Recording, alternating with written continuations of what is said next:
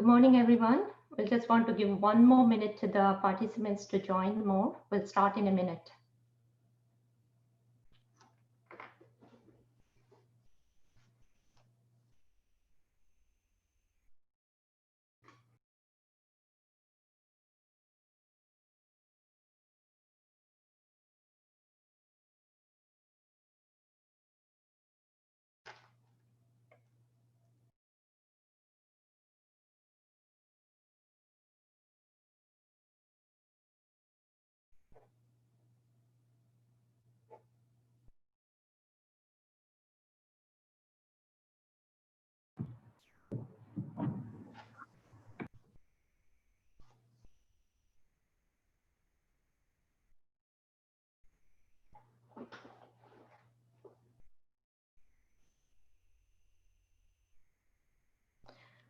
Okay, let's go then.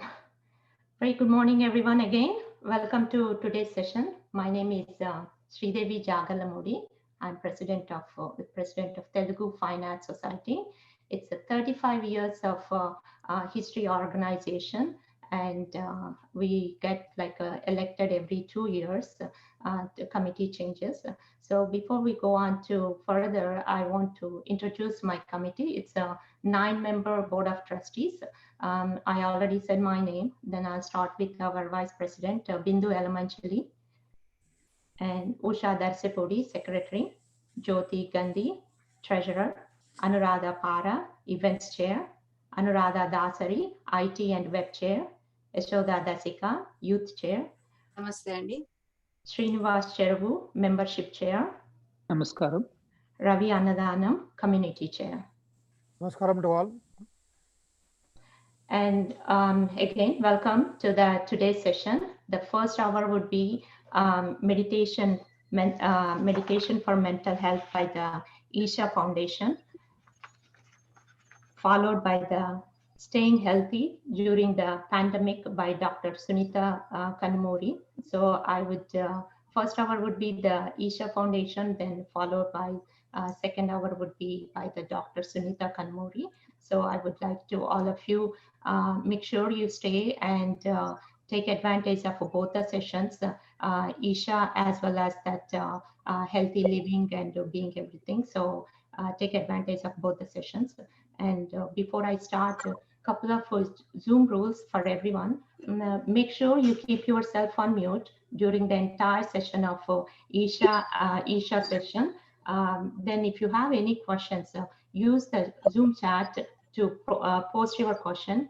Isha volunteers will be watching that chat and they will be answering your questions. Every question will be mostly answered and they will share the information. If anything related to be shared, related to Isha will be sent. We will also communicate all the participants with the information provided by the Isha, any kind of soft copies or information, we'll be sharing it. And other questions, who to reach, what to do, kind of all the information we will be sharing. So that being said, let's get into the session. I'm going to introduce, I think, Radhika from Isha team. Isha volunteer, one of the Isha volunteer. Welcome, Radhika, and you will be taking over from here onwards. Take it over.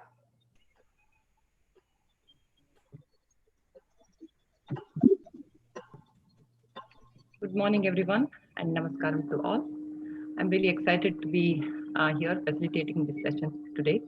And thank you, Sridevi ji, for that introduction. My name is Radhika Rao, and I'm a volunteer with Isha Foundation. It would be very beneficial if you go through this entire session, if you have your cell phones on mute and are not looking at any type of messages as you're going through this session. We'll be learning some very simple but powerful practices today. But it will be very beneficial if you dedicate this entire hour towards this session.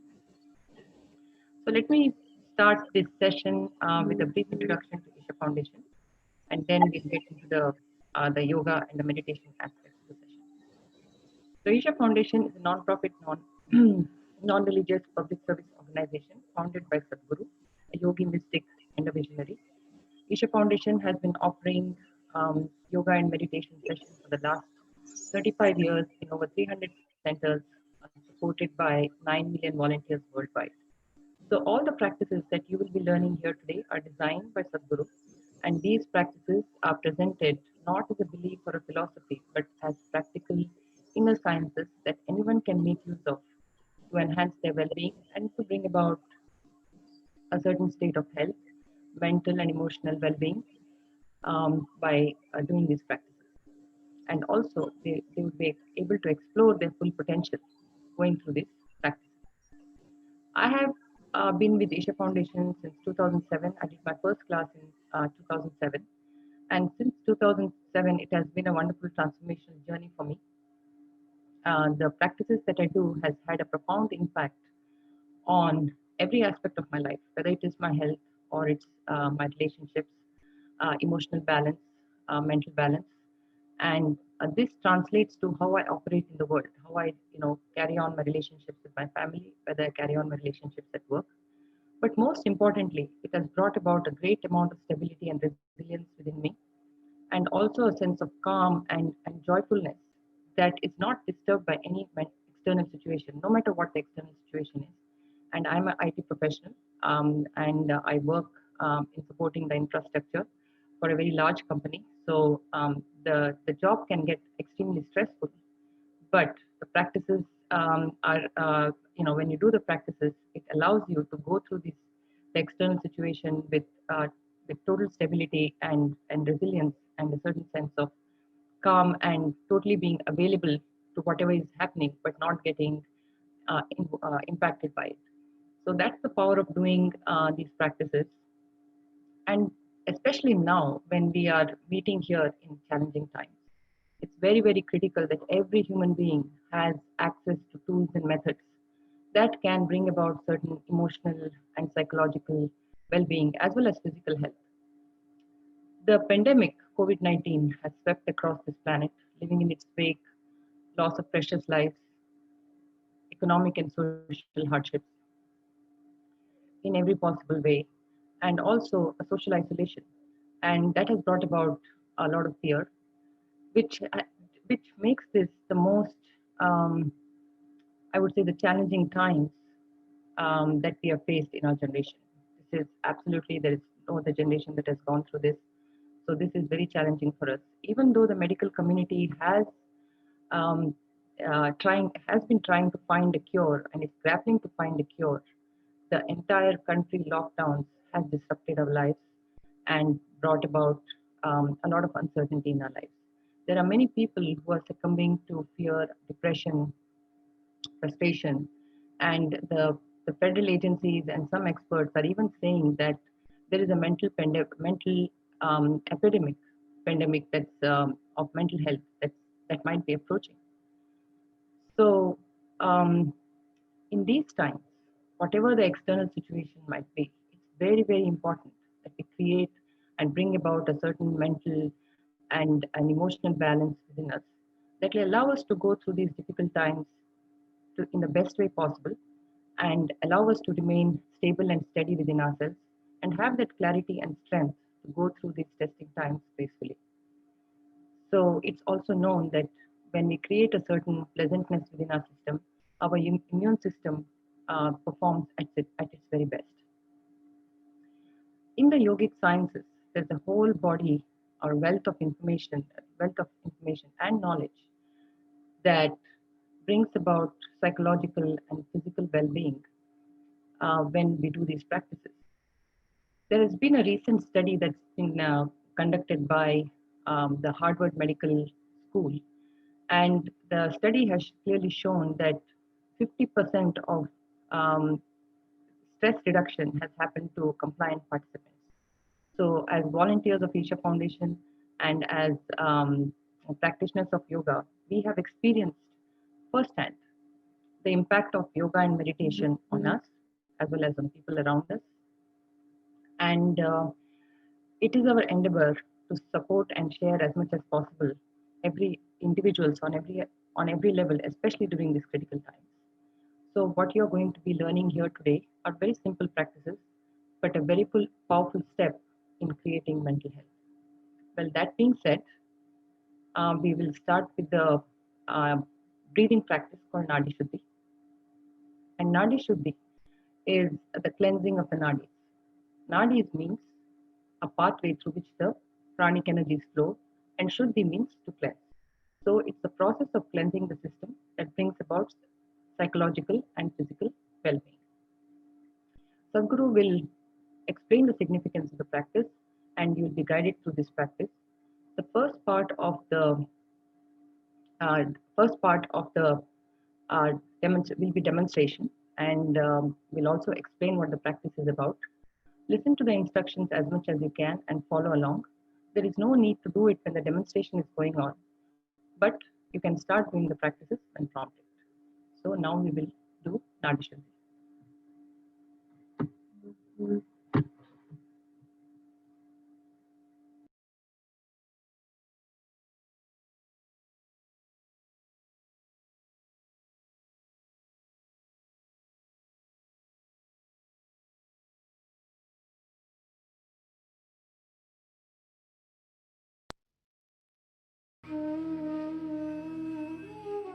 The word Nadi Shuddhi literally means cleansing the nadis. When we say nadis, we are not talking about the 72,000 because these 72,000 are only a branch out of the two basic nadis, the Pingala and the Ida.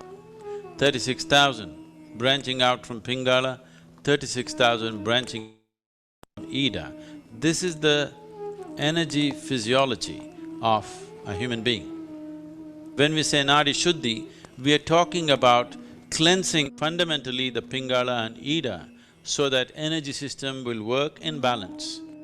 There is a connection between your breath and your mental structure.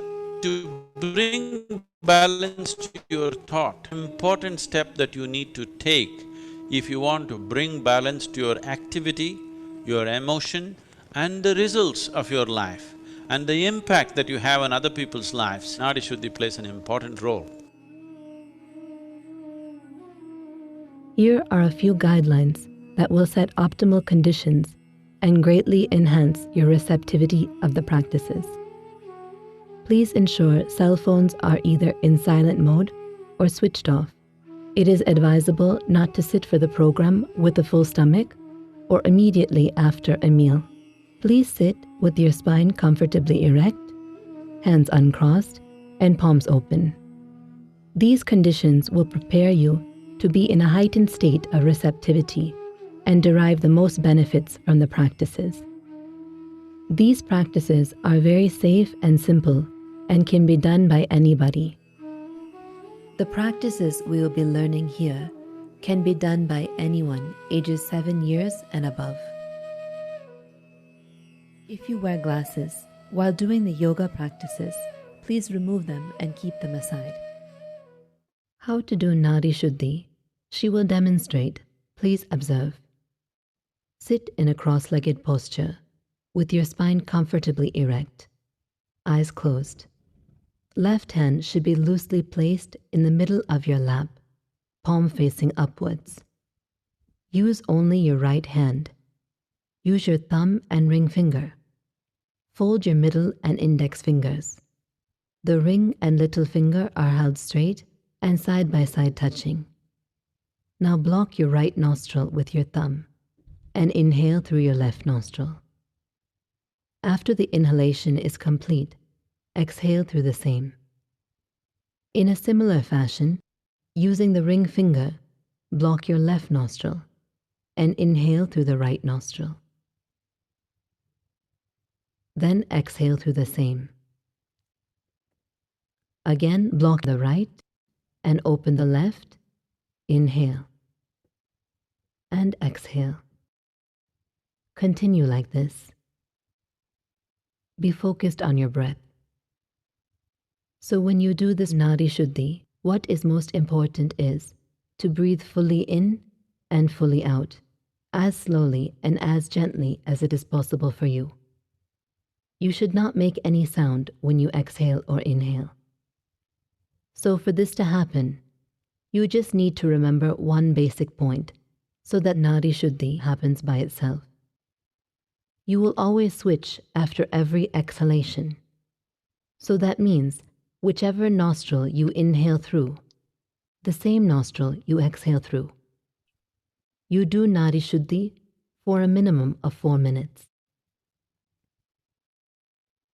A few corrections for the practice. Do not keep your left hand on the thigh. The left hand should be loosely placed in the middle of your lap. To clarify, on the right hand, you use only your thumb and ring finger. The ring and little finger are held straight and are side by side touching. Fold your middle and index fingers. If you are unable to hold them straight, do it as best you can.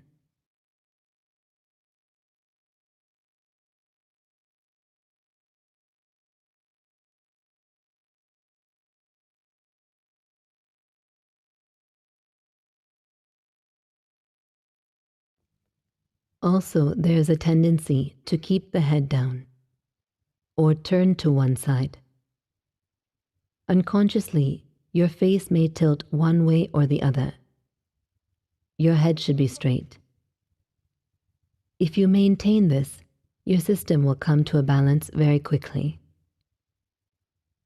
Ensure not to press too hard on the lower part of the nostril. Locate the septal bone on your right nostril, just a millimeter beneath that. If you place the thumb, with very minimal pressure, you can block the nostril effectively so that no air can escape. Ensure you are not breathing shallow, doing normal breathing, or holding the breath. The breathing should be fully in and fully out. We will do Nadi Shuddhi together now.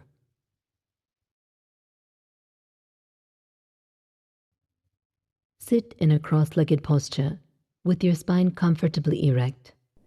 If you are unable to sit on the floor, you can sit in a chair with your legs crossed at the ankles. Left hand should be loosely placed in the middle of your lap, palm facing upward. Use only your right hand. Use your thumb and ring finger. Fold your middle and index fingers. The ring and little finger are held straight and are side by side touching. Close your eyes. Now block your right nostril with your thumb and inhale through your left nostril. After the inhalation is complete, exhale through the same. Now using the ring finger, block your left nostril and inhale through the right nostril. Then exhale through the same. Again, block the right and open the left. Inhale and exhale. Continue to do this until we ask you to stop. Be focused on your breath.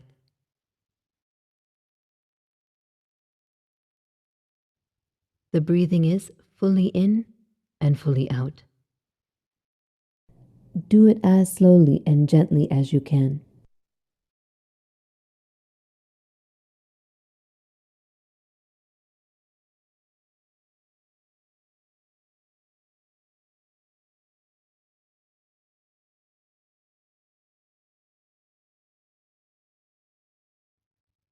Make sure your spine is comfortably erect.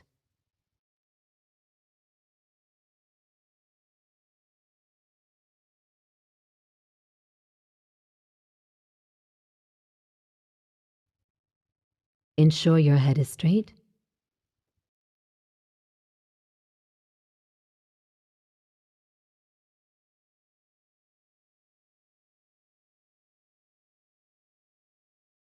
Continue to be focused on your breath.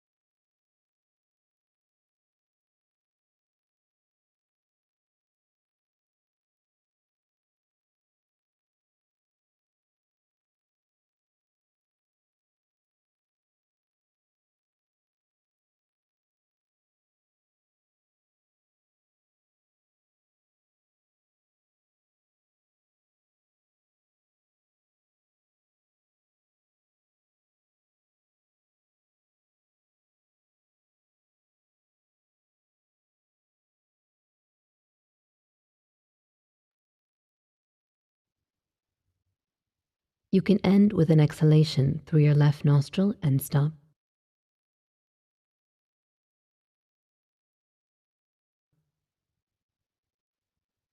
Please slowly open your eyes.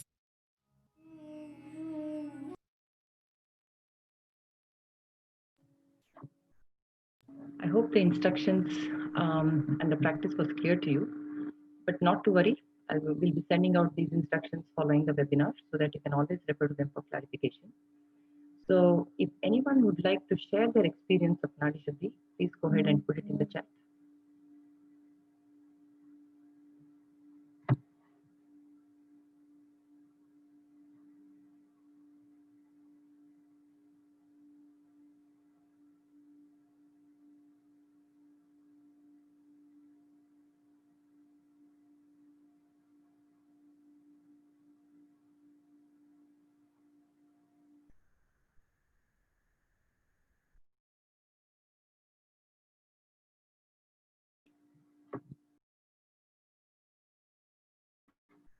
Okay, we'll give a minute more, and if there is nobody wants to share, then we can go on to questions regarding this practice.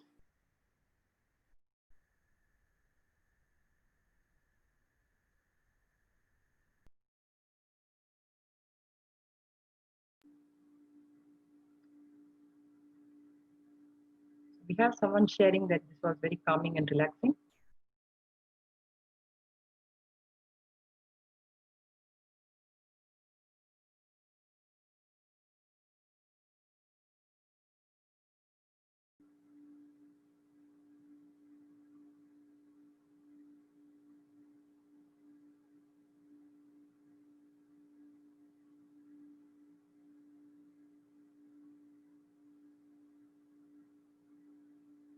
This was shared by Sagar here. So if there are no other sharings, let's move on to questions. Does anybody have any questions um,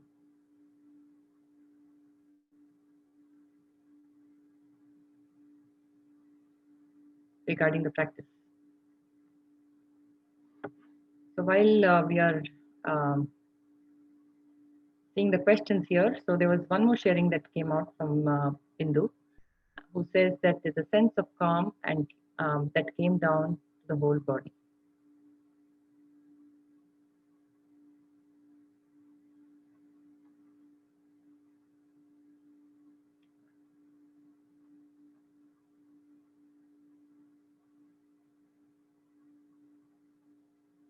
Mahesh shares that it put away all things and thoughts.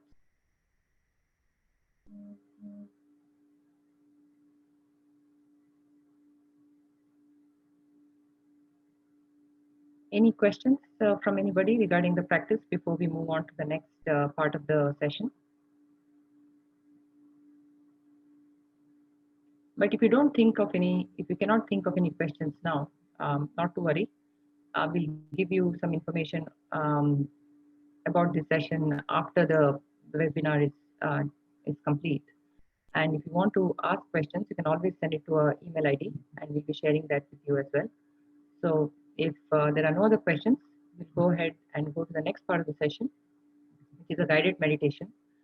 So Sadhguru will guide us through this meditation, and this meditation is called Isha Kriya. Isha means that which is the source of creation, and Kriya means an inward action towards that. Isha Kriya is a very powerful, but a simple but a very powerful practice. So daily practice of Isha Kriya can bring about health, dynamism, peacefulness, and joyfulness in the system. It's a very powerful tool, especially in these times, and as well as in the times where where people have hectic lifestyles. Sadhguru will guide us through it and explain what it is. So when the instructions come on the screen or a message appears on the screen to close your eyes, please close your eyes and remain that way. This entire meditation will take about 30 minutes. It would be best if you set aside these 30 minutes and go through the entire session so you can experience the full benefits of this meditation. So now we will be doing Isha Kriya meditation.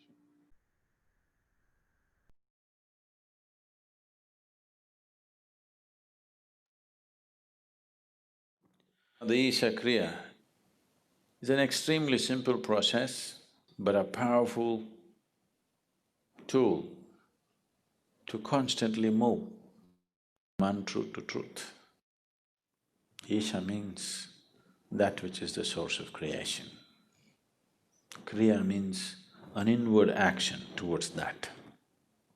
Karma means outward action. If you perform action with your body or your mind or your emotion or your physical energies, we call it karma. If you perform an inward action which does not involve any of these, then we call this kriya. Is everybody breathing here right now? Please check. Don't take things for granted. It doesn't go on forever, it'll stop someday, you know. Are you breathing right now? You? Please check, don't just take it for granted. Are you really breathing? You're there, okay? This inhalation, exhalation, inhalation, exhalation, inhalation, exhalation. Next inhalation did not happen, poof, you're gone. See how fragile you are. Just if this one inhalation does not go, wherever we look, you won't be around. At the same time, so fragile human life is, at the same time, how sturdy it is, how many things a human being can do in this world. On one level, it seems to be so fragile, just look at it and see. It doesn't come back. Too fragile, isn't it? You've taken it for granted, you're not conscious about it. If you become conscious and watch it, it's a damn fragile life. At the same time, how sturdy it is, how many things it can do. This is the beauty of creation. Everything is tenderly balanced. One breath, if you do not inhale, you're gone. So this breath is not just about exchange of oxygen and carbon dioxide. In yoga, we call this the Kurmanadi. Breath is referred to as the Kurmanadi. Now, if I ask you to watch your breath, which is the most common thing that people are doing these days, you don't get to watch the breath. You think you're watching the breath, but you're not watching the breath. You're only able to notice the sensations caused by the movement of the air. If one who is sitting next to you touches your hand, you think you know the touch of the other person, but you do not know. You only know the sensations generated within your body. You do not know how the other feels. You only know what kind of sensation happened in your body. Yeah? You understand what I'm saying? So right now, you do not know the breath, you only know the sensations caused by the breath. So when we say Kurmanadi, we are not talking about the sensations, we are talking about the breath itself. Kurmanadi is referred to as a string, it's like a string, an unbroken string, it's going on. And this is the string which ties you with this body. If I take away your breath, you and your body will fall apart. What you thought is one will become two, that is the first deception. There are two behaving like one, a deception is on. So if I pull out the breath, you and your body will fall apart. We don't want it to fall apart, but if your consciousness travels with the breath, if your awareness travels with the passage of the breath keenly enough, then you will see, distinctly see, these two are not one. What is you and what is your body will stand apart. What is you and what is your mind will stand apart. If you and your body-mind combination stand away from each other, then suddenly you will find your ability to use your body and your mind goes into a phenomenal scale. If right now, if you have to count from 1 to 10, right, the highest is 10, if that is so, if you're attached or if you're involved with this body, you're less than 1, that's where it is. If these two things come apart, suddenly you can rev it up all the way to 10. Your ability to use the mind and the body is so greatly enhanced that you almost look superhuman for somebody else. But I'm telling you, this is human. This is not about being superhuman.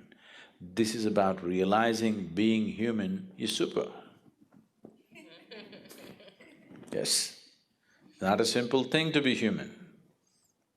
So when we sit for the Isha Kriya, you will keep your hands open, facing upward. Sit with your face slightly upturned. The moment you sit this way, with a slightly upturned face, you will see naturally your focus will shift between your eyebrows. So maintain this mild focus between your eyebrows. And now what you do is, you take these two thoughts.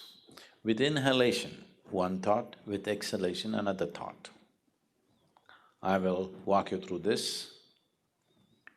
Whatever the duration of the thought, let that be the duration of inhalation, and whatever the duration of the other thought, let that be the duration of your exhalation. With inhalation, we will take this thought, I am not this body. With exhalation, you'll take the other thought, I am not even this mind. I am not this body, I am not even the mind. Now, oh, I am not this body, what does it mean? Will I lose my body? That which you accumulate, you can claim it's yours, but the moment you think it's me, you're actively heading towards insanity. As I sit here, if I suddenly say, this is my vessel, you will think, well, Sadhguru seems to have a problem. But you know, there's a reputation of being wise. So you will sit for some more time. After some time I said, this is me, you will say, let's go. Because the moment I say, this is me, it seems like absolute insanity. There's no sign of sanity. But this has happened and it's continuing to happen. The food that you eat, when it arrives on your plate, you say, this is my food, you eat it, and immediately you say, this is me. Insanity, but you're in a socially accepted levels of insanity. Okay, you cannot be yet pushed into an asylum, because then we will have to build a worldwide asylum, WWA.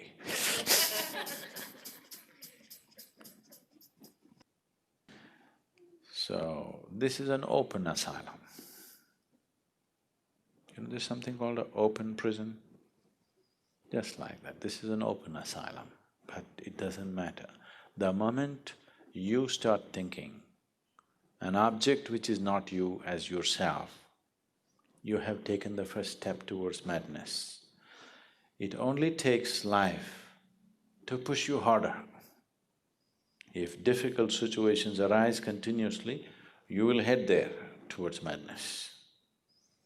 Otherwise, you will manage with acceptable levels of madness.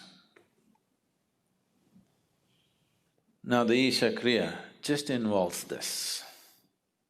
Your thought is playing a very important role in your life right now, so let's employ that. And your breath is vital, so let's employ that. And without your awareness, you wouldn't know that you're even here right now. If you're not aware, you do not even know whether you're alive or dead. or whether you exist or not. So these three ingredients, your breath, your thought and your awareness, in the right combination, if you use them, you will see slowly a little bit of distance arises between you and your body. Now, you're very distinctly moving from untruth to truth. We will do this process right now. Sit in a cross-leg posture, or you can sit on the chair. You sit with your spine erect, but comfortably erect, don't have to sit ramrod straight. You keep your hands facing upward, loosely placed. You sit with your face slightly upturned. If you do this with your eyes closed, you will notice naturally the attention will move between your eyebrows. Those of you wearing spectacles, please keep it aside. With inhalation, one thought, with exhalation, one thought.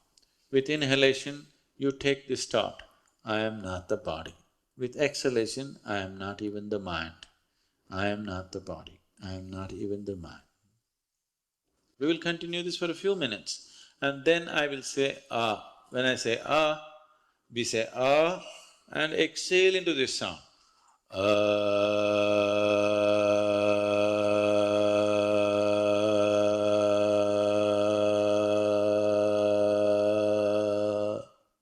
When you do this, you will notice generally the vibrations are around your navel in the stomach region and then it spreads slowly. We will do this only 7 times. Then you will keep your eyes closed and just sit still with your face slightly turned upward. Okay? Please keep your eyes closed. I am not the body. I am not even the mind. I am not the body. I am not even the mind. I am not the body. I am not even the mind. I am not the body. I am not even the mind. I am not the body. I am not even the mind. I am not the body. I am not even the mind. I am not the body. I am not even the mind. I am not the body. I am not even the mind. I am not the body. I am not even the mind. I am not the body. I am not even the mind. I am not the body. I am not even the mind. I am not the body. I am not even the mind. I am not the body. I am not even the mind. I am not the body. I am not even the mind. I am not the body. I am not even the mind. I am not the body. I am not even the mind. I am not the body. I am not even the mind. I am not the body. I am not even the mind. I am not the body. I am not even the mind. I am not the body. I am not even the mind. I am not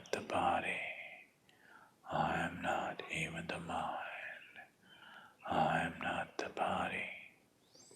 I am not even the mind. I am not the body. I am not even the mind. I am not the body. I am not even the mind. I am not the body. I am not even the mind. I am not the body. I am not even the mind. I am not the body. I am not even the mind. I am not the body. I am not even the mind. I am not the body. I am not even the mind. I am not the body. I am not even the mind. I am not the body. I am not even the mind. I am not the body.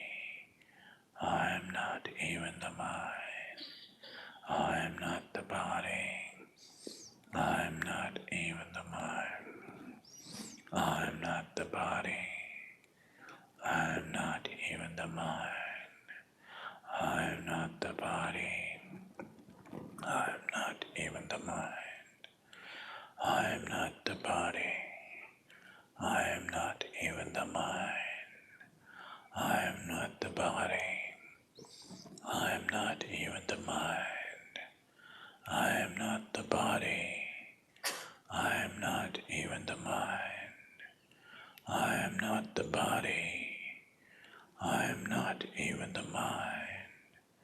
I am not the body. I am not even the mind. I am not the body. I am not even the mind.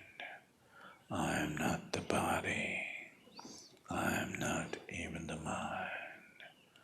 I am not the body. I am not even the mind. I am not the body.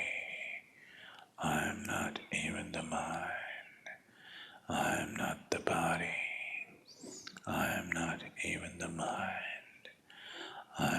the body. I am not even the mind. I am not the body. I am not even the mind. I am not the body. I am not even the mind. I am not the body. I am not even the mind. I am not the body. I am not even the mind. I am not the body. I am not even the mind. I am not the body. I am not even the mind. I am not the body. I am not even the mind. I am not the body. I am not even the mind. I am not the body. I am not even the mind. I am not the body. I am not even the mind. I am not the body. I am not even the mind. I am not the body. I am not even the mind. I am not the body. I am not even the mind. I am not the body. I am not even the mind. I am not the body. I am not even the mind. I am not the body. I am not even the mind. I am not the body. I am not even the mind. I am not the body. I am not even the mind. I am not the body. I am not even the mind. I am not the body. I am not even the mind. I am not the body. I am not even the mind. I am not the body. I am not even the mind. I am not the body. I am not even the mind. I am not the body. I am not even the mind. I am not the body. I am not even the mind. I am not the body. I am not even the mind. Continue to do that.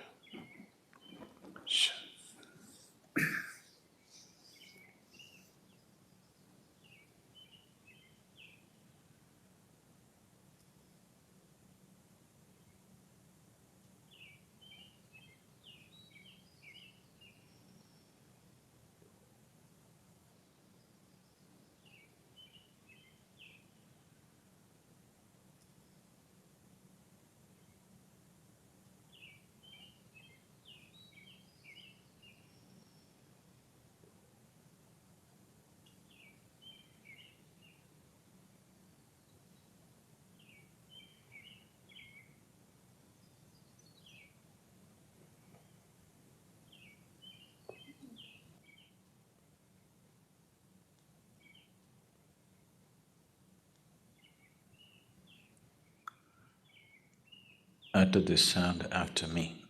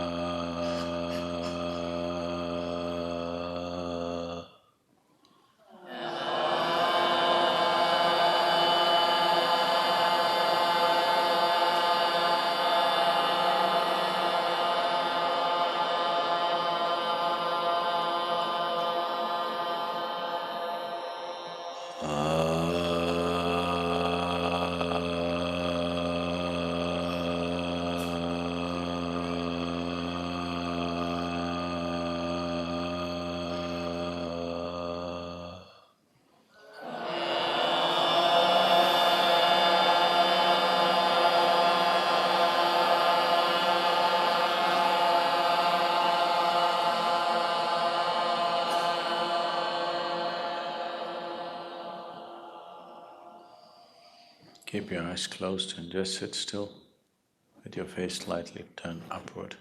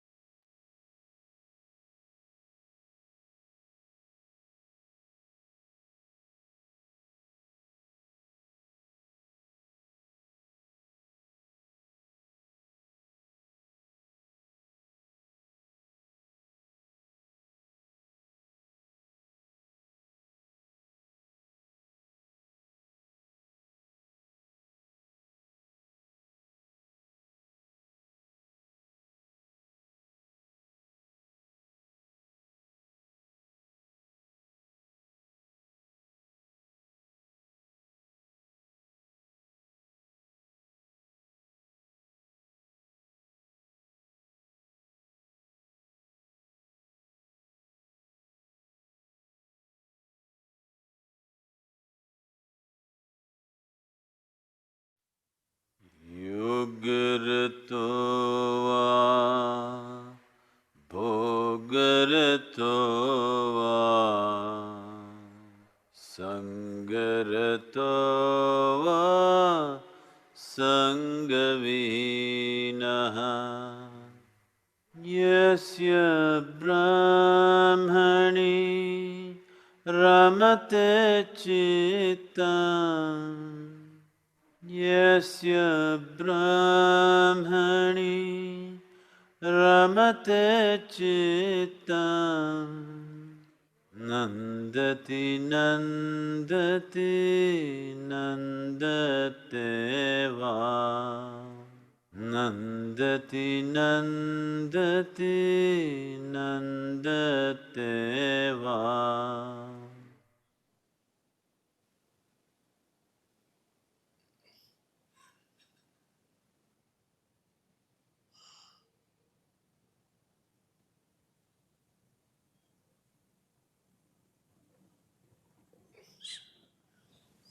Take your own time. Take your own time. Slowly, very slowly. Open your eyes.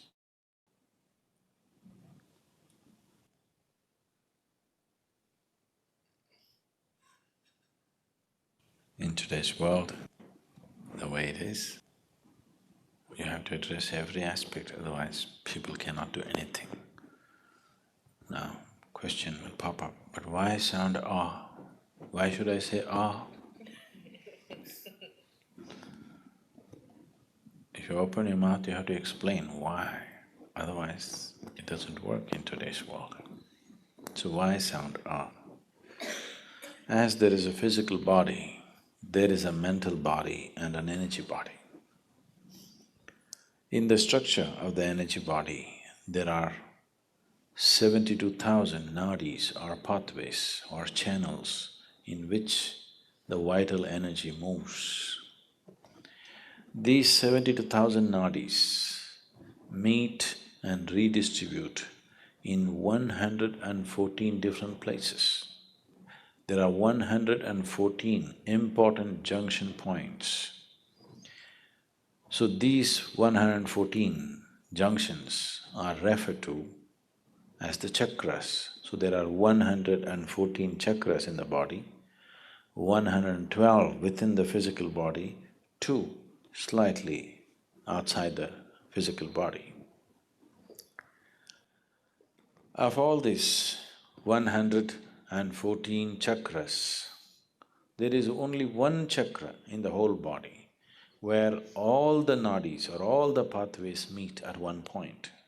That is known as the Manipuraka, which is physically located about 3/4 of an inch below your navel.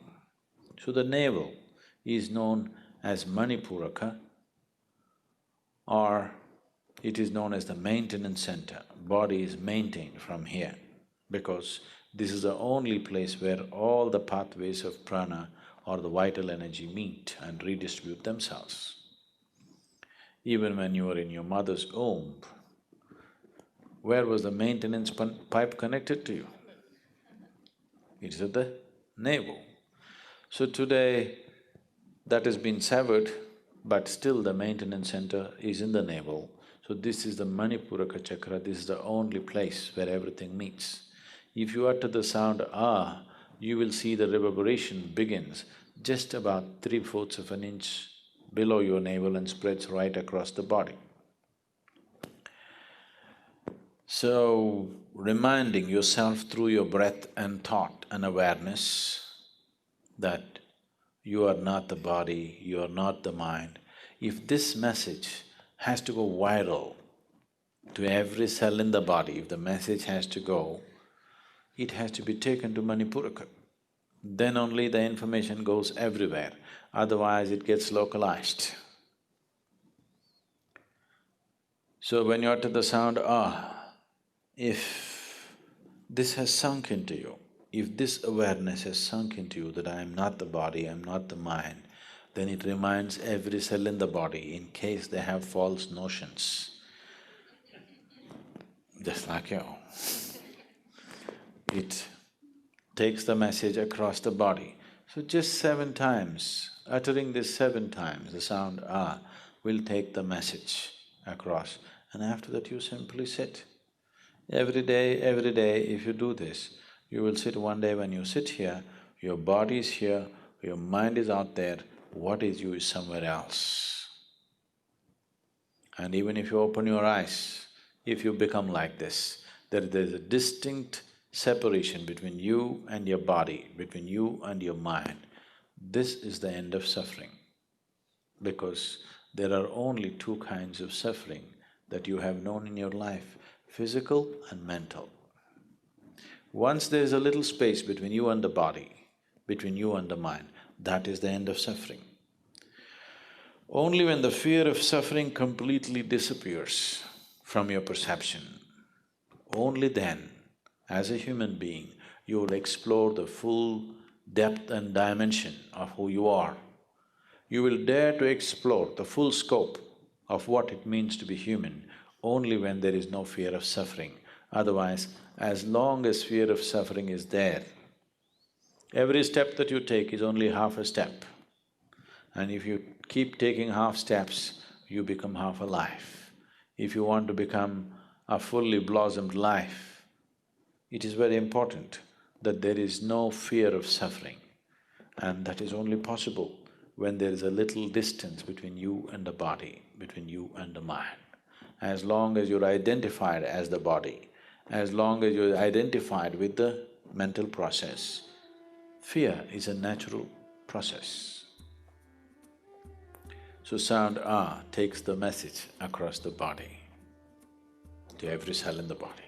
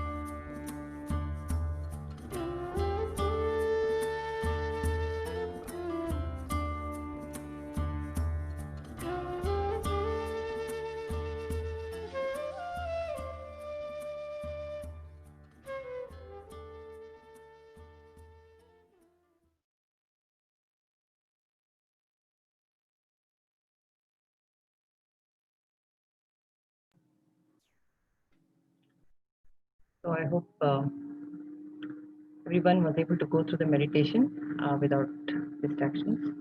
So if anyone would like to share your experience of this meditation, please put it in the chat box.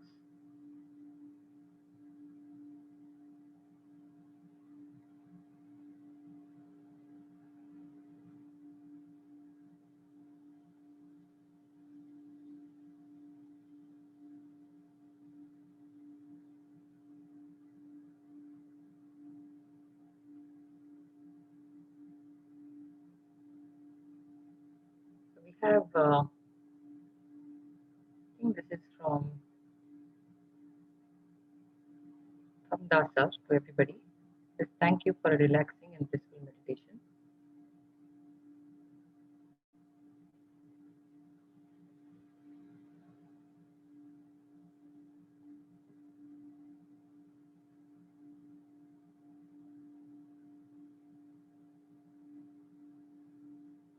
So Krishna says, after meditation, I'm calm and energetic.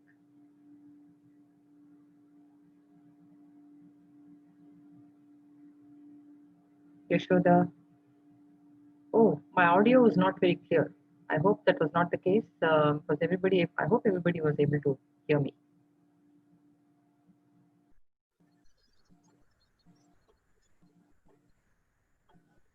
Is this better? If this is better, please put a note in the chat saying it's clear. So Sagar to everybody says,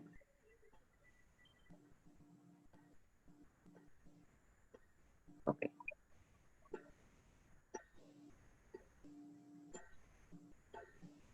From Isha Bolu, the meditation took my mind away from my thoughts and was very relaxing.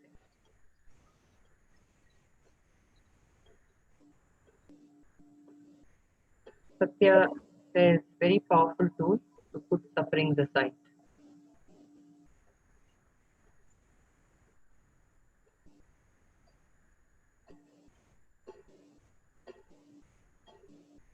So now we can move on to questions. If anybody has any questions about the meditation you participated in, if there are any doubts or any questions, please go ahead and put it in the chat box.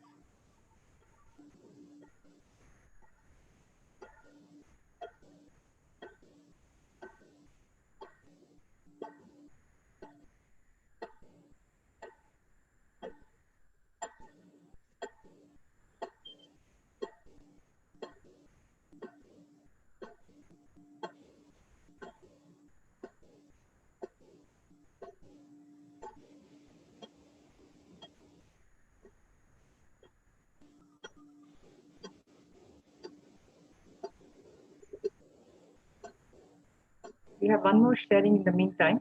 Ravi says, feeling totally relaxed after the Isha Kriya.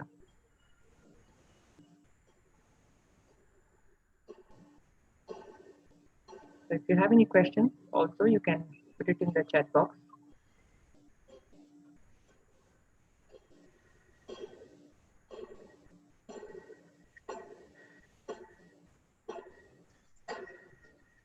Okay, if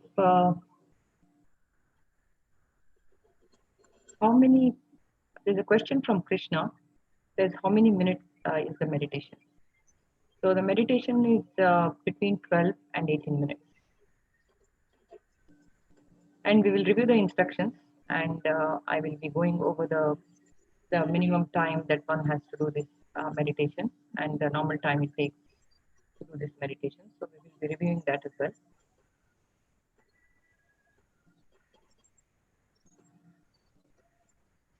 How many times can we do this during the day? Usha is asking. So this can be done at any time during the day, and you can do it with a gap of 4 hours. You can do it as many times with a gap of 4 hours.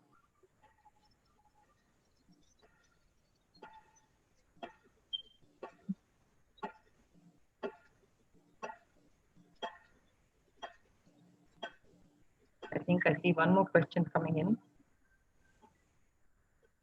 Vasanta is asking, is the morning time better or evening is better? You can do it at any time.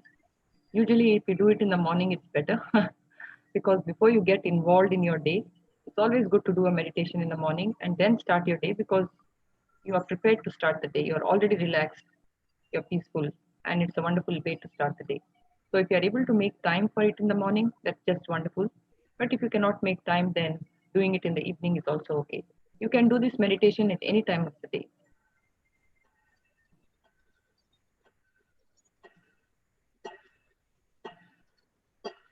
Jyoti is asking, will you share the slides or videos or where the link is? Yes, we will share the link to the whatever we practice today with everybody.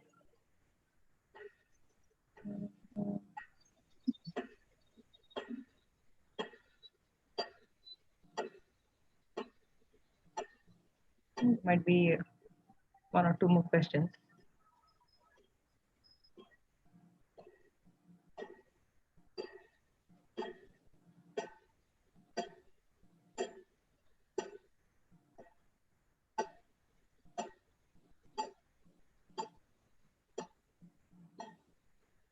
Okay, if there are any other questions, we'll answer them in the information you're going to be. Everybody is going to be receiving following this webinar session. If there are any other questions, then we'll take them on in that manner. But let's go ahead and review the instructions for the Isha Kriya meditation.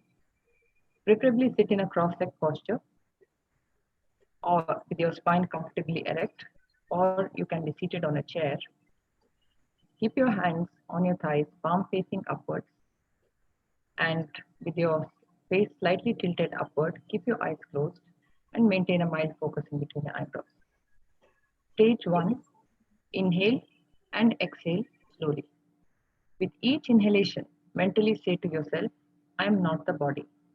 And inhale and hold that thought for the entire duration of the inhalation. With each exhalation, mentally say to yourself, I'm not even the mind, and hold that thought for the entire duration of the exhalation. Inhale and exhale for 7 to 11 minutes. Stage 2, utter the sound ah, and this sound has to come from your navel. You need not utter the sound loudly, but loud enough to feel the vibration. Utter the sound ah 7 times. Stage 3, continue to sit in a cross-legged posture for 5 to 7 minutes. And while you're sitting, make sure that your palms are facing upwards, your head is still slightly tilted upwards, eyes closed, and a mild focus in the eyebrows, in between the eyebrows. This practice takes between 12 and 18 minutes. You can sit longer if you wish. So while doing the meditation, do not pay any attention to the activities of the mind or whatever is happening in the body. Whatever is happening in the mind or the body, simply ignore it, and sit there. Anytime you do the practice, do not take a break while doing the practice because this will disturb the reorganization of the energies that's happening in the system. So anytime you do the Isha Kriya, you should do it for a minimum of 12 minutes and twice a day for 48 days or once a day for 90 days. 40 to 48 days, every 40 to 48 days is one mandala where the system goes through a change. So doing this for 48 days will help establish it in your system. So does it mean can I stop after 48 days? No, this is just to help you establish it in the system. But it's very beneficial if you continue the daily practice of this Isha Kriya because it takes a minimum of 12 minutes and it's very easy to find those 12 minutes in the day to do this because the benefits of doing this Kriya are just um, uh, phenomenal. So anyone about the age of 12 can do this Kriya and enjoy the benefits. Just make sure that you follow the instructions without making any changes. So when you do the practice, you can either do it on your own or follow along with Sadhguru. And this practice is available for download on your apps, and you can download it on your smartphone and go directly to the Isha Kriya meditation and go to the guided meditation. So what is being offered here today is a gift of well-being from Sadhguru. So this can become a big experience for you if you can practice it daily. And of course, the benefits are will bring the certain dynamism. It brings certain sort of well-being and joyfulness in the system, and definitely can become a big experience for you if you practice it every day. So what we have learned here today, the Nadi Shuddhi and the Isha Kriya practice, the meditation, is just a drop of spirituality that Sadhguru has offered. If you would like to take this a step deeper, the next step would be the inner engineering program. The inner engineering program is a comprehensive overhaul of your mind, body, emotions, and energy. And in this program, Guru will be guiding through a journey of transformation and self-exploration, infused with yogic practices. This is a very powerful course that anyone can take and empower themselves to create the type of life they want, the kind of life they want. So right now, inner engineering online is being offered to all the medical and the healthcare professionals free of cost because they're risking their lives to save someone else's life. So this is being offered for free for all healthcare professionals um, until October 2nd as of now. Could get extended further. So, and also it's offered at 50% off for everybody.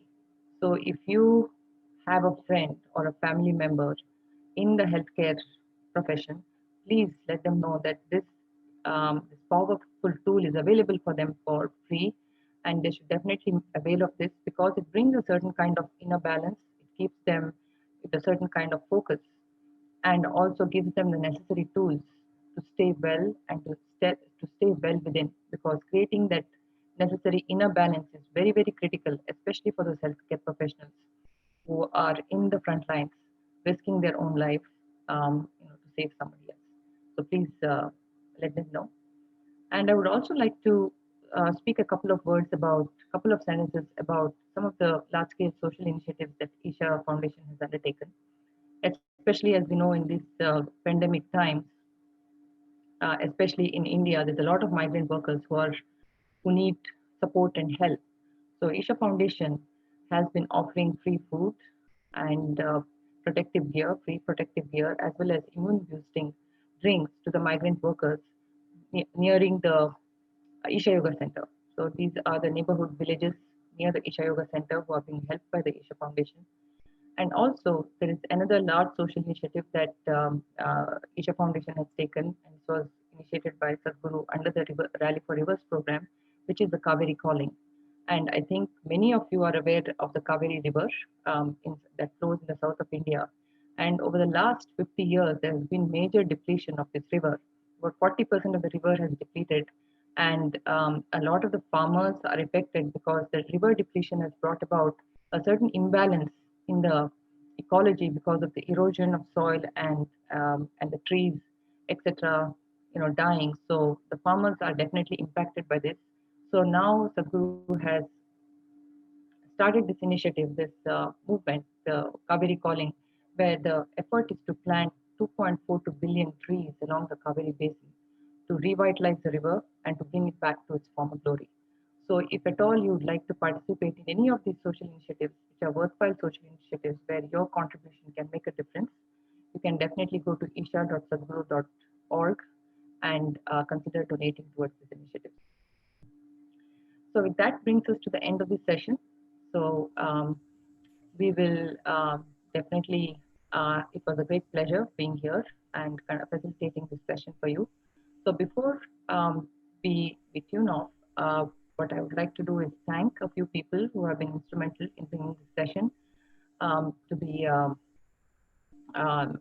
Telugu Fine Arts Society here. So I would like to thank Sridevi ji, like to thank Bindu ji, um, and definitely Usha ji, who has been instrumental in taking this back to the Telugu Fine Arts Society. Jyoti ji, Anuradha Paraji, Anuradha Dasari ji, Yashoda ji, Srinivas ji, Ravi ji, thank you all very much for your support and for inviting us to facilitate this session for you. I really do hope you found this session very beneficial, and it was definitely I'm very happy and it's my privilege to facilitate this session for you today. So, and above all, this session could not have happened without all the participants tuning in. So, once again, thank you to all the participants who tuned in, and hope you benefited from this session, and you do these practices daily, and take care of yourselves as well as your well-being through these powerful yogic tools. Thank you all, and now I'll turn it over to Sridevi ji for your next session. Thank you, Radhika. Thank you so much. And it's a good start on a Sunday morning with the divine meditation. As I was saying to all our participants, right after, along with the meditation, we also need other important aspect is like staying healthy. So they go hand in hand. Meditation and being healthy like go hand in hand. Isha team, I would like to extend our thanks to you for coming on board with us and giving us. So Radhika ji and Saga ji and Uma and Aparna ji and the entire Isha volunteers. So thanks a lot.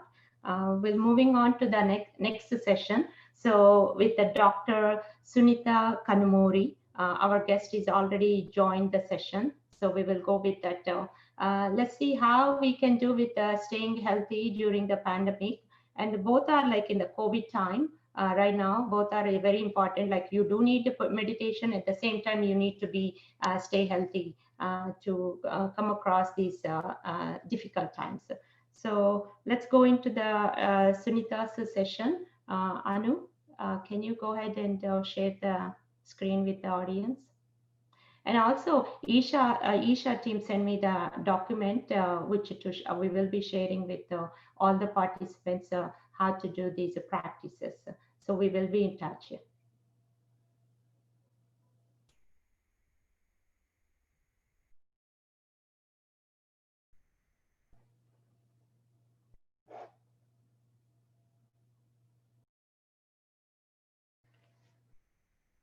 Anu, just share the screen presentation.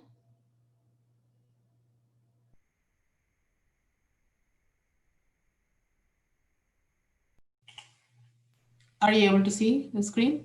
No, not yet.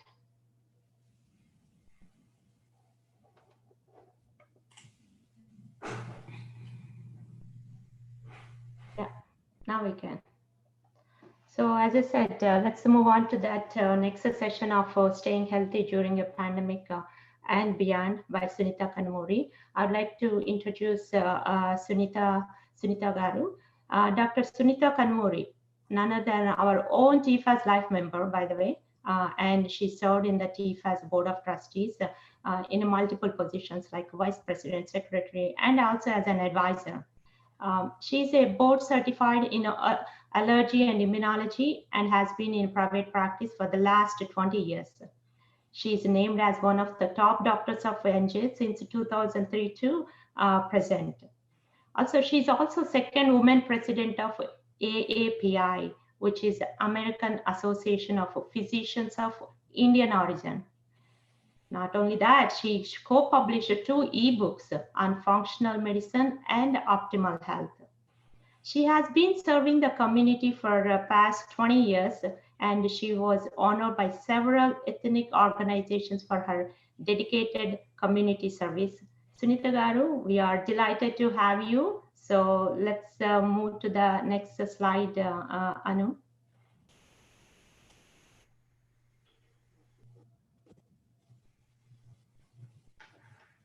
Before Sunita Garu takes over, I just want to go over the disclaimer. We just put it. So once Anu Dasari shares it, I'll go ahead and read the disclaimer. You all can see it once she shares the screen. Are you not able to see the screen? We can, but just move on to the next slide, please.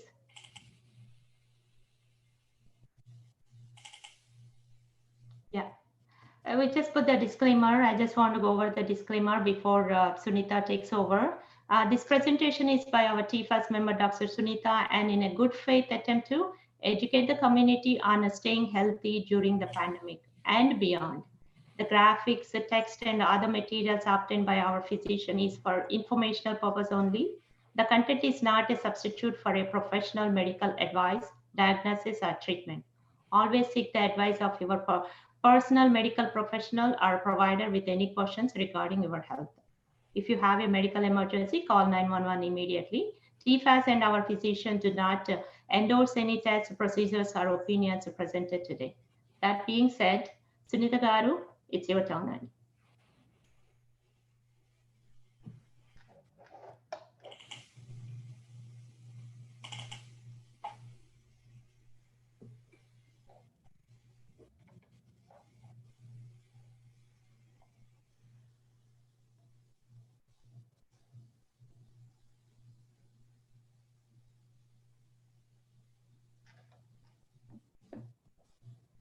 Sunita Garu, are you speaking? We can't hear you.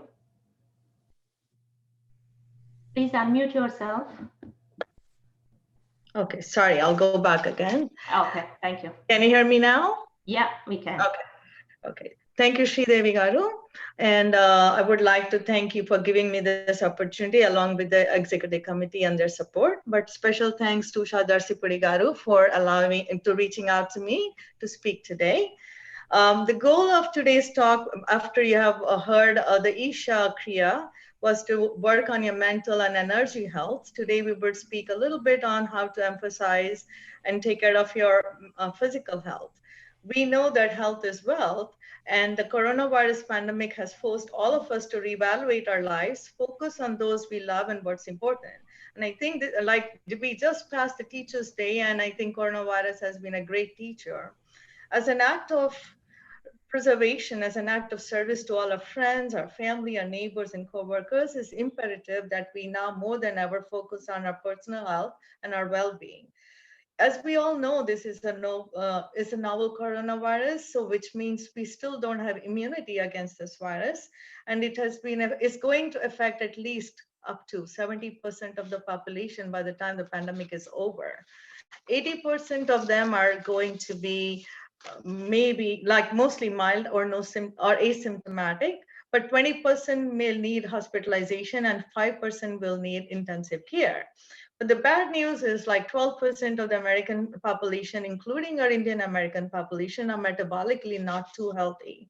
And most Indian American populations usually have prediabetes or diabetes. And those with underlying chronic disease, they're at a greater risk with mortality rates of 5 to 10 times that of the COVID-19, than that of healthy COVID-19 patients, and obesity is a great risk factor. Next slide, please. So we know that we cannot take our health for granted or our body for granted. So we really need to get into action if we haven't done anything all these months, and not wait for tomorrow and start taking care of ourselves. Next slide, please. So we all, during as the pandemic had gotten worse, of course, it started way back in January, but as of March, we all have been hearing so much in social media and the news that we definitely, just to protect ourselves and our families and our dear ones, we need to follow the CDC guidelines, because the pandemic actually is, when the virus starts, it could be asymptomatic anywhere from 2 days to 5 days, because once you're infected, you could start having symptoms on fifth day or the seventh day. And the symptoms may even present after 14 days. So the window is anywhere from 2 to 14. So maintaining social distance, practicing good hand hygiene, like washing your hands for 20 seconds, like we all know. Staying home when it's not necessary to be outside would definitely be beneficial. Please go to the next slide.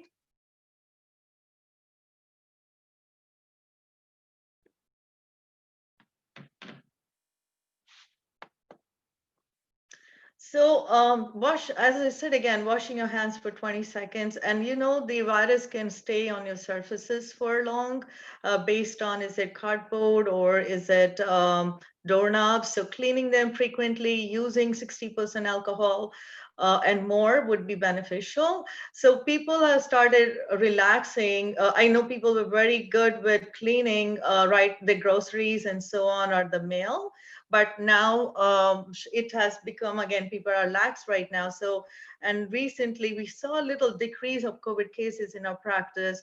And last week we started seeing an increase. So please be aware that COVID is still here, and continue practicing the guidelines as recommended by CDC. Next slide.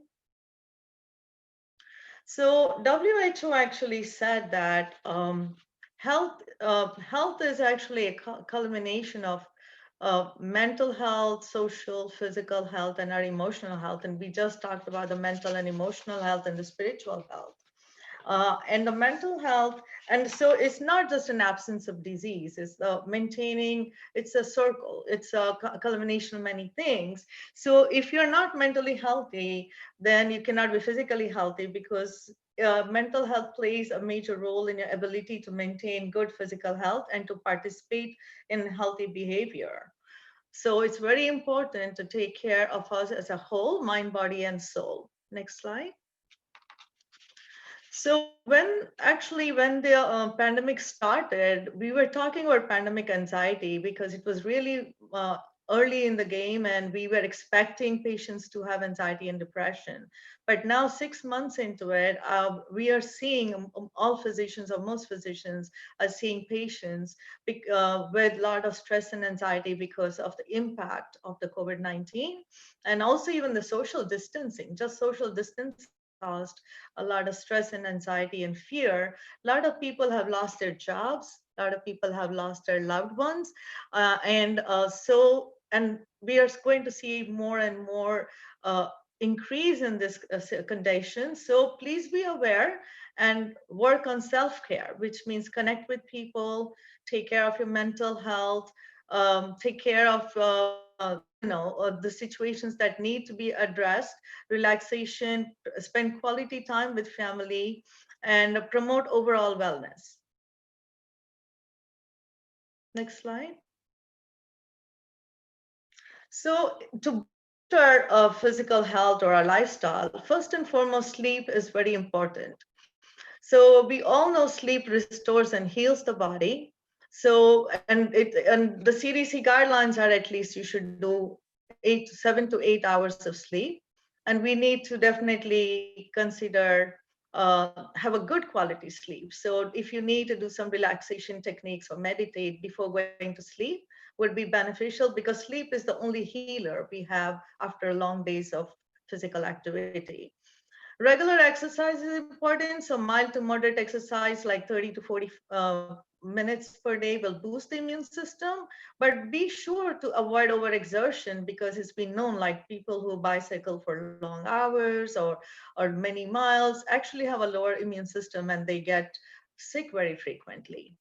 We just spoke on meditation and yoga, how it can boost your immune system and decrease your susceptibility. And of course, during the pandemic, I have reached out to people, and many of you have been connected to nature by gardening and growing and eating organic. During World War II, Victory Gardens had produced 40% of the food of America. So enjoy while the weather is still good and you're getting your good groceries from home, from your, table to, from farm to table, like your garden to the table. So enjoy good food. Next slide.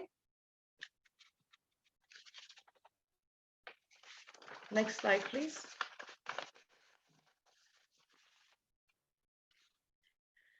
Just wanted to mention also about that, how good it is to be in nature, because most of us are working from home, we're indoors, we're doing our daily activities and working long hours actually. So in Japan, forest bathing called Shirin Yoku, Shirin being the forest and Yoku being bath, is very popular because this is the way you enjoy the sounds and smells and sights of nature, and taking in the forest, the nature into yourself, which is a great immune booster and is good for your mental health. It unplugs you from technology and helps you slow down and relax. So please go out in the nature. I know many of you are going hiking, biking when the weather is good. You should do enjoy. Next slide.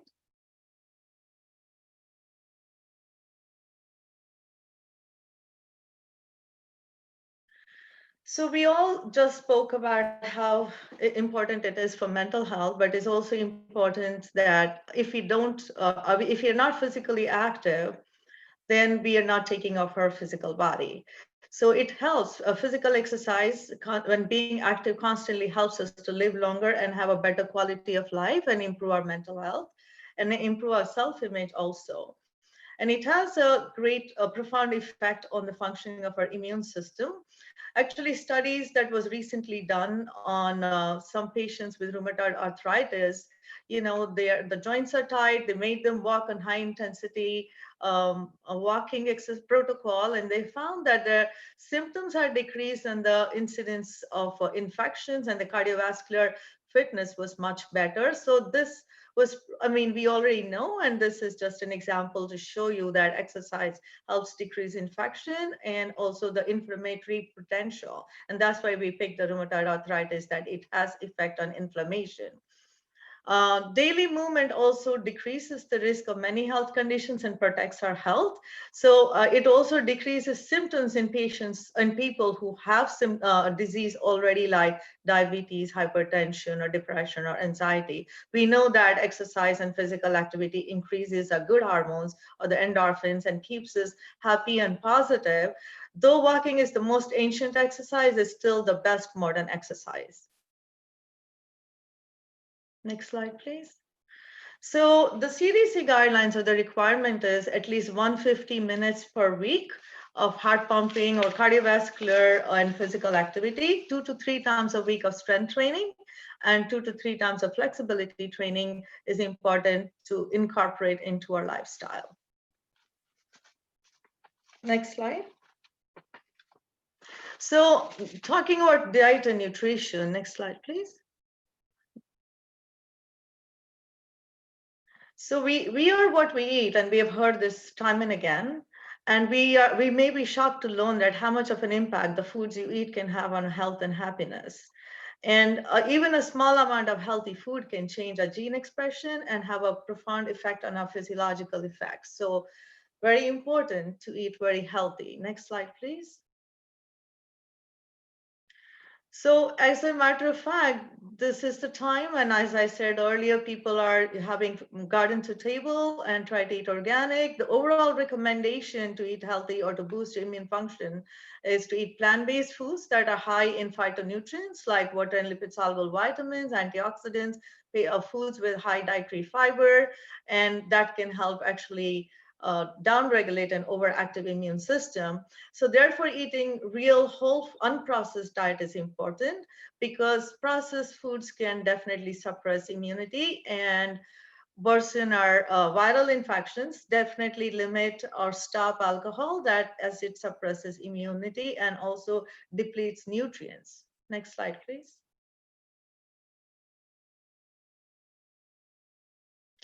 Oh, I just wanted to put in a note on polyphenols on plant-based diet, because these are very important for our immunity.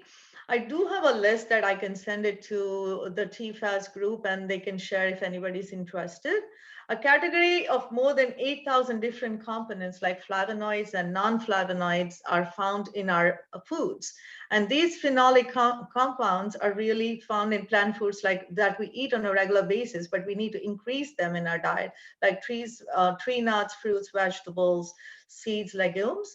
And on a physiological level, they help with the gut microbiome, thereby resulting in metabolic production of favorable metabolites for our immune enhancement, and also they modify the pro-inflammatory pathways. So why is that important? Because it kind of decreases the free radicals and by stimulating production of antioxidant enzymes.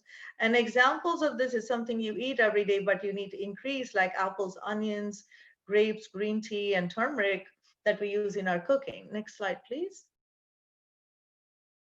So we also heard that food is medicine and eat your medicine. So therefore focus on flavonoids and on their antiviral properties.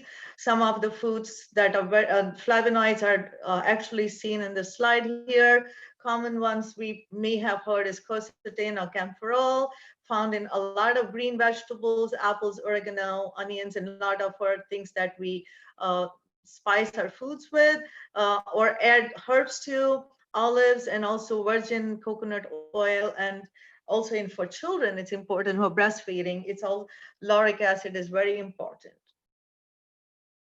Next slide, please.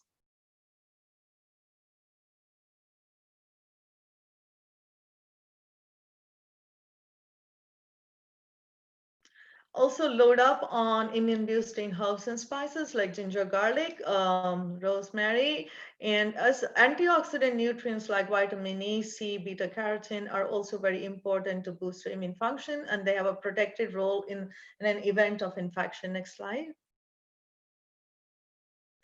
Vitamin C especially, we all know, and we take that in lemon water, we take vitamin C supplements, at least have 1,000 to 2,000 milligrams a day, because regularly administered vitamin C is shown to shorten the duration of colds, and higher doses during illness can act as a natural antihistamine and an anti-inflammatory agent. Vitamin D, many of us are quite deficient. We don't realize, because if you're working indoors, especially, or daily supplementation of 1,000 to 2,000 is definitely beneficial. Vitamin A depends on patients who are deficient to definitely add, because it's very important.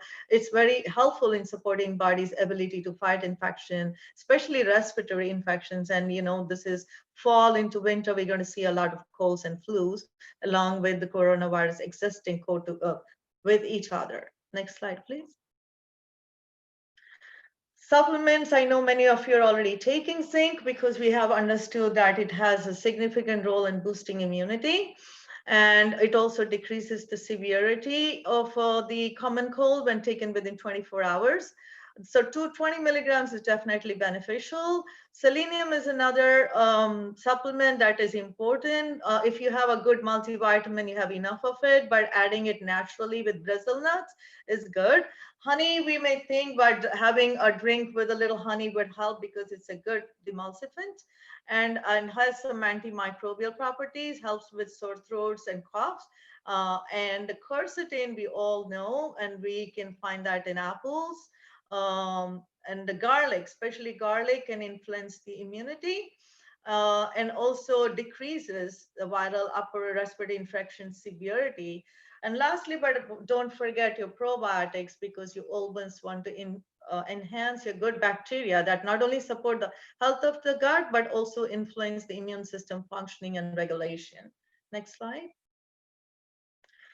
Other herbal therapies to consider, and I know like a lot of you have small children, have been using elderberry syrup that's over the counter, turmeric water or turmeric with milk when you get sick. But there are also some mushroom extracts that are really healthy, like shiitake and reishi. You actually can find shiitake mushroom noodles that you can use.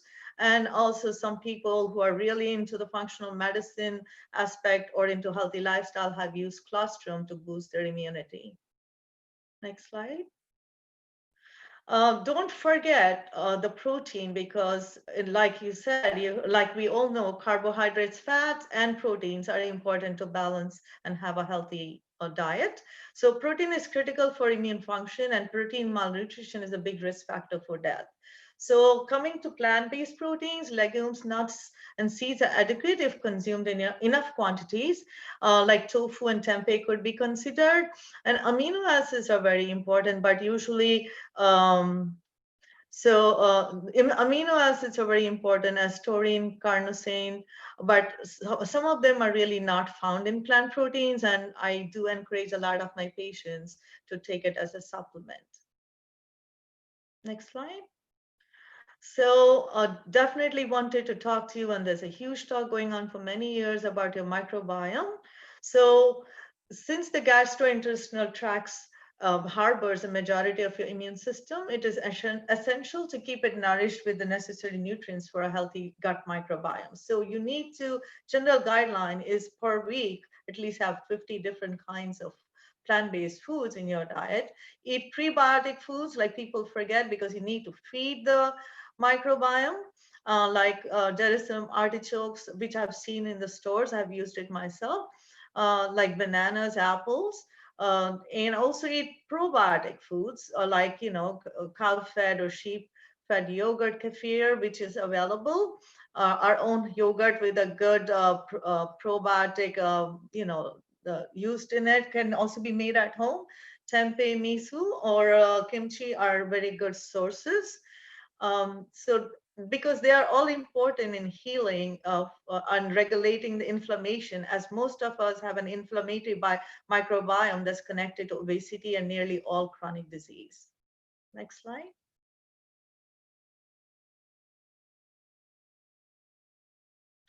Lastly, don't forget to take your medicines properly, because chronic conditions like hypertension, diabetes, or asthma, and many others should be kept in check with your medications.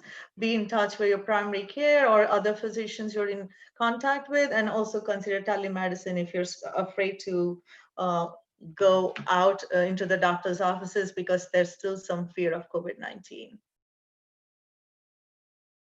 The previous slide. I just threw in this slide because right now we're seeing a lot of common colds, and soon we're going to be hit by flu. So people are going to be confused. Do you have COVID-19 or a cold or a flu? So remember, when you have a cold, you will have some sneezing, but no fever.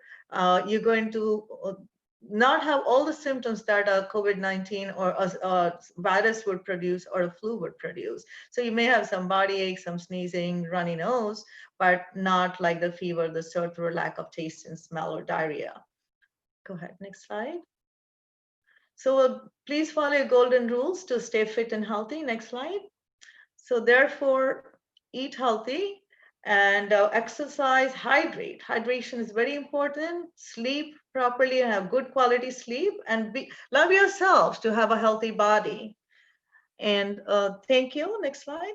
And I'll be open for questions.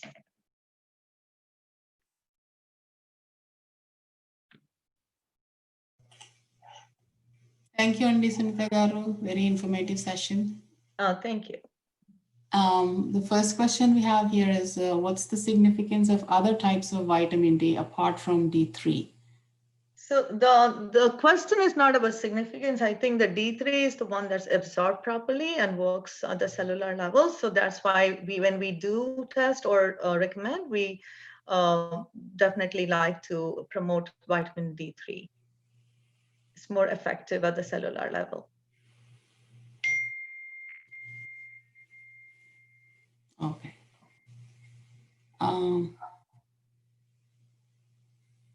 Just waiting for the questions. So question from Bindu elementally is, since we are approaching the winter, how can we tell the difference between the flu and COVID? If you go back to the slide, I think it's quite self-explanatory. We can look at it again. I think you need to enlarge. It's coming very, I can't really even look at it. So can you make it bigger?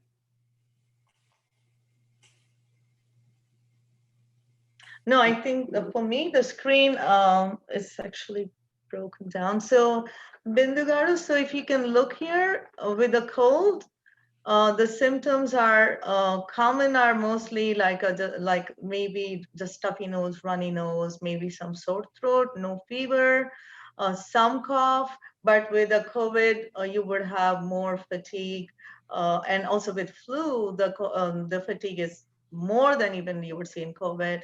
Fever could be common in both COVID-19 and the flu. Runny nose is not seen in a COVID, actually more with a cold, and flu maybe sometimes, because with the flu you'll have more body aches, fever, and fatigue. And cough can be seen in both COVID-19 and flu, but a little bit less in a cold. I think this slide would be something to share with the group because we're going to see a lot of this. Okay. I see a question here saying, please provide us with some, I couldn't read the whole question. I have to go back in the chat.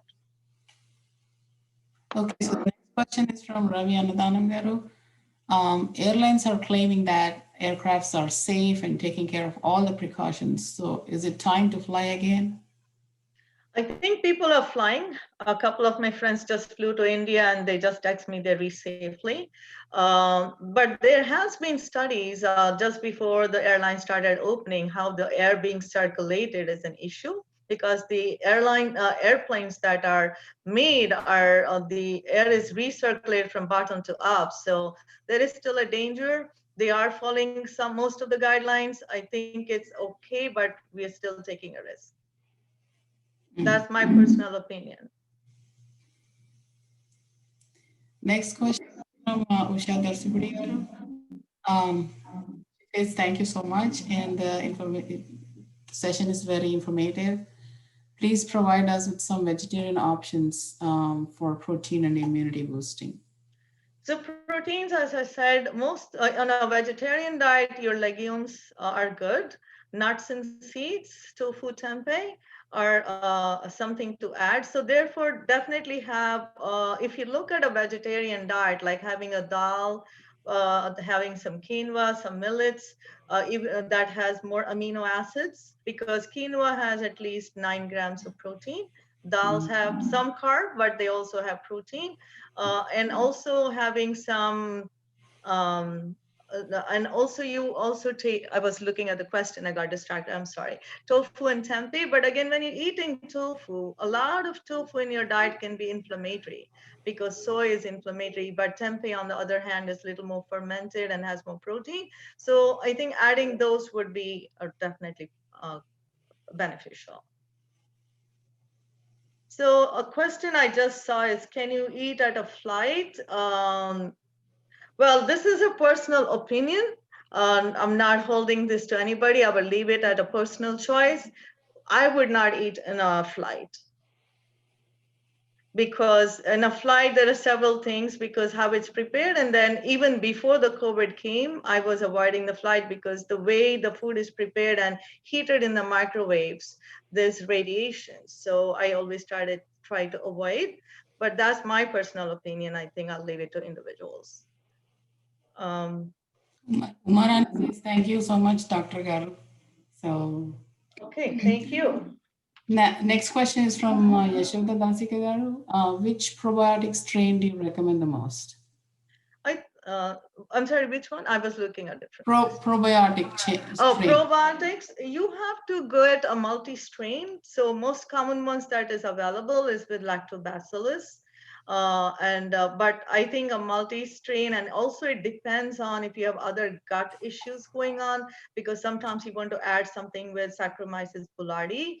So I think it has to be a little bit individualized, but usually we'll say anything over 50,000 units, 50 million units.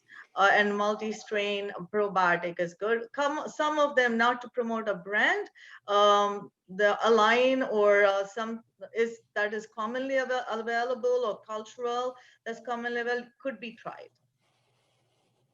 And what do you recommend for collagen supplements? Same question from Yashoda Garu. I would say collagen supplements not on a regular basis. It depends on the individual. Like if you're young, I don't think so.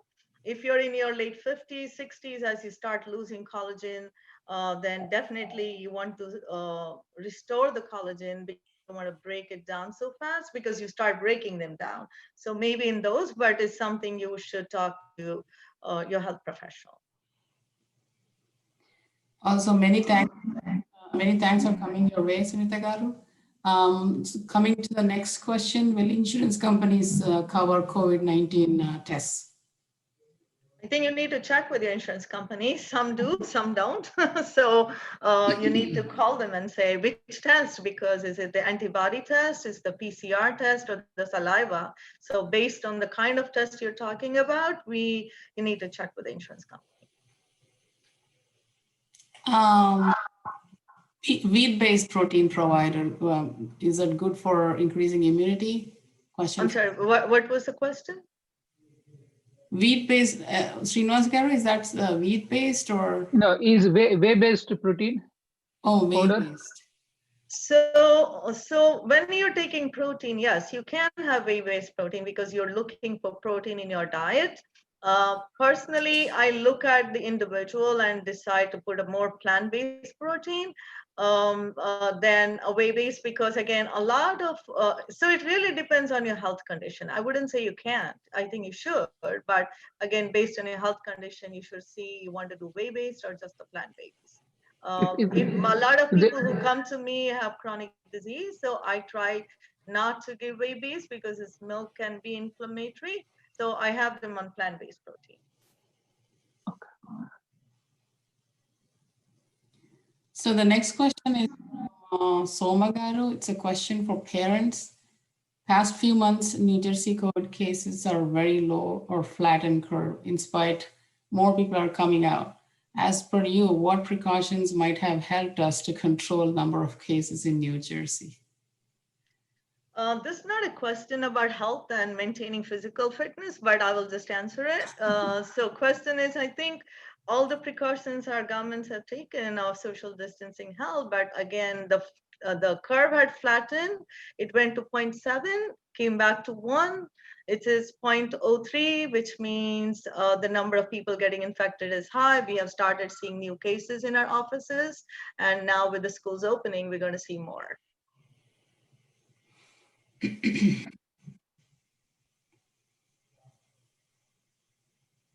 Okay. Those are the questions pretty much we received so far. Actually, no. Bindu is asking, what's your perspective on the COVID vaccine? When do you think it will be available for general public? So right now, there are at least many companies working nationally and internationally, and some of the national ones are Moderna, Pfizer, Sanofi. And if you all are some of you are working for these companies, you know that already. Moderna has already gone on the 3rd phase trial. At least 30 to 40,000 patients have been trusted on the vaccine already. As far as I know, the production even with Sanofi has been in the rate of 1 million or billion already, 1 million or more, I think. So they're looking as early as December, but we don't know. Like at least not all companies, but some. So will it be available for all? Probably not. But I think there will be specific people who will get it first, and it also depends on what kind of vaccine is it, because some of them are using the RNA itself, some are using other vaccine where they're being produced. So let's see, hopefully by December, because I know people who have already got the vaccine from Moderna, and there are clinical trials open now for vaccine from Pfizer also.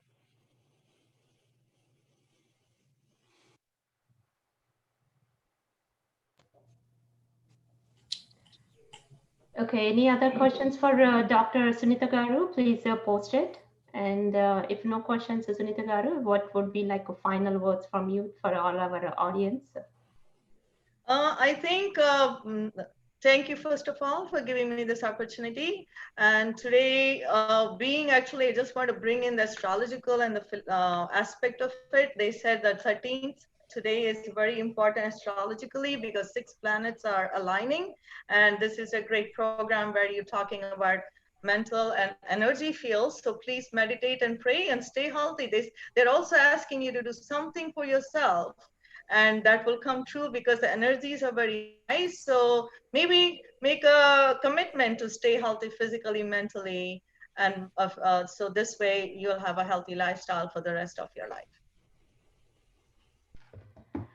Thank you, but I know it's a good information, but the problem is every individual one needs to get motivated. That's the thing. The motivation is the thing which we need, like, from everybody. And I know there are sayings and inspirational speech, but bottom line is every individual needs to take care of their own health. It's not like somebody will help or something like that. So individual is responsible for health, and I would like urge everybody stay healthy, eat healthy, and exercise. And as Dr. Garu said, all like try to take the more of like proteins and plant-based, but if not as needed, the supplementals like vitamin supplementals. So any other Sunita Garu? Like you said on the motivational, like, if you define your goal and have a clear vision, be committed, join a group or a friend, so you're always motivated, and actually do one habit at a time. If you try to incorporate too many things, you won't achieve them. And take pride in and believe in yourself, and think of the outcome and have fun with it, and track your progress, and I think you all will do well. Thank you. Abusha, go ahead, Usha. Our secretary, Usha, will closing words. Thank you. No vote of thanks. Dr. Sunita. You are breaking, Usha.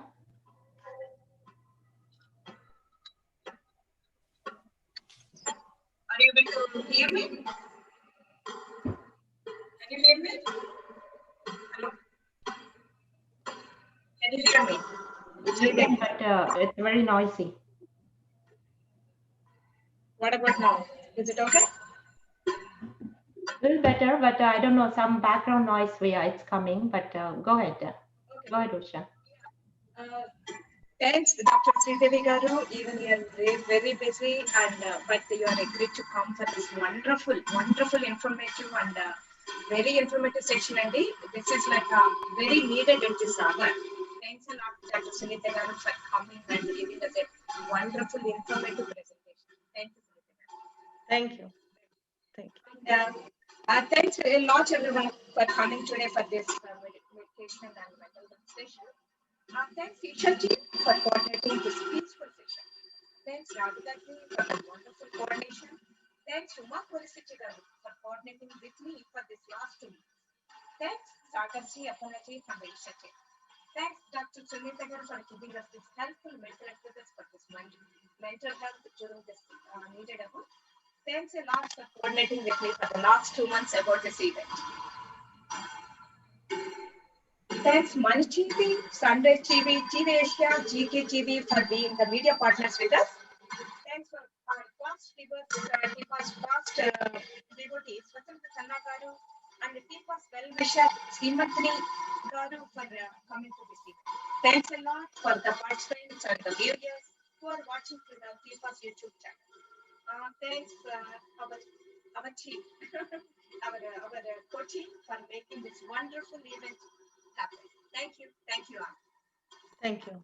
Thank you, everyone. Sunita Garu, we will be in touch, Andy. We will do more programs like this, informative sessions for our community. And I know you are big on serving the community, so we will be in touch again, and we will do more of these sessions in the future. Thank you so much.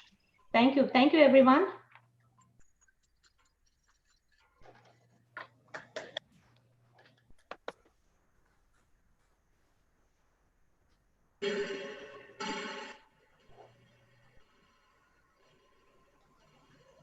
Can our team stay a little bit? Is Usha left? Oh, Usha. Okay, 1 second. Yeah, one picture I want to take one picture.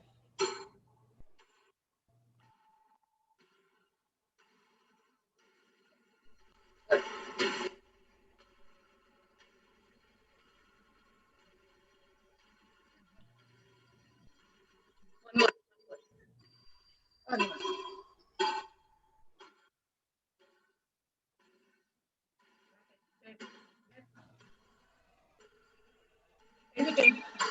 Bye.